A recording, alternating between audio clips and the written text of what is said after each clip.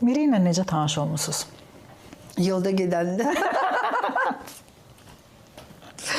Yolda gedəndə Miranə ilə yolda gedirdi. Özü də tədbirə gedirdi. Ondan da əvvəl elə bir nüans olmuşdu ki, o nəsə axtarırdım, xoşuma gəlməmişdi. Nəsə sıxmışdı mənim maşından, nəsə belə bir şey olmuşdu. Maşında gedəndə, sonra təsadüfən üstündən bir neçə gün keçəndə yenə gördüm ki, eyni yoldayıq, xoşum gedirik.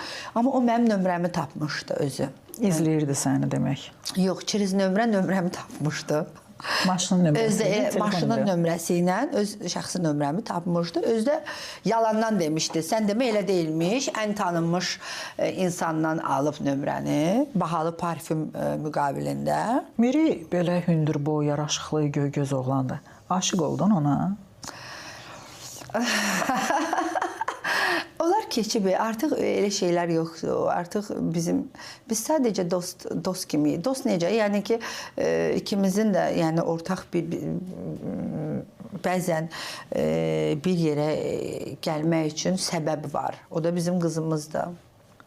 Yəni bir evdə yaşamırsınız indi, ayrısınız, amma gedir, gəlir, onu bilirəm ki, uşağın... Hərdən yaşırdı, uşağının yanında qalırdı. Yəni o çox gözəl atadır, mükəmməl atadır. Şəxsi münasibətləriniz yoxdur. Evladına bağlı, amma şəxsi münasibətimiz yoxdur. Amma o vaxt aşıq olmuşdu.